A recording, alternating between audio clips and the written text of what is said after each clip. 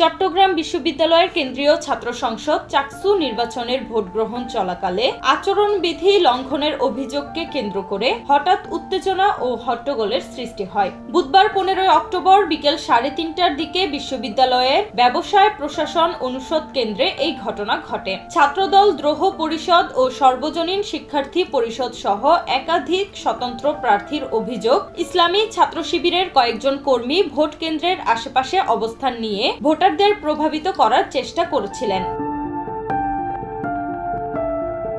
অভিযোগকারীরা আরও জানান, শিবিরের ছাত্রী সংস্থার কিছু সদস্য আচরণবিধি লঙ্ঘন করে ভোটকক্ষের আশেপাশে টোকেন বিতরণ ও ভোটারদের প্রভাবিত করার চেষ্টা করছিলেন। বিকেল 4:30টার দিকে দেখা যায় অভিযোগকারীরা অনুষদের মূল ফটকে অবস্থান নিয়েছেন।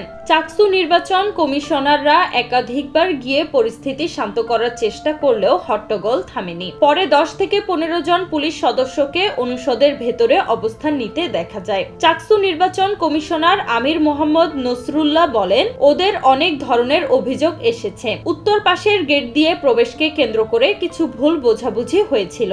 আমরা তাৎক্ষণিকভাবে বিষয়টি সমাধান করেছি।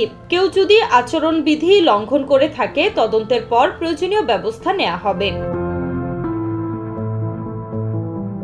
তিনি আরো বলেন, আচরণবিধি লঙ্ঘনের বিষয়ে ছাত্ররা নির্বাচন কমিশনারকে ব্রিফ করেছেন। আমাদের দৃষ্টিতে যা হয়েছে আমরা সে বিষয়ে ব্যবস্থা নিয়েছি। আমি দুপুর 3টা থেকে এই কেন্দ্রে। ভোট গ্রহণ শেষ হওয়ার আগে গেটে একটি জটলা হয়েছিল। তখন আমরা কয়েকজন নির্বাচন কমিশনার ভোটারদের ডেকে ডেকে ভেতরে এনে ভোট দেওয়ার ব্যবস্থা করেছি। শেষে তিনি বলেন, আপনাদের কোনো অভিযোগ থাকলে নির্বাচন কমিশনের কাছে লিখিতভাবে দিতে পারেন।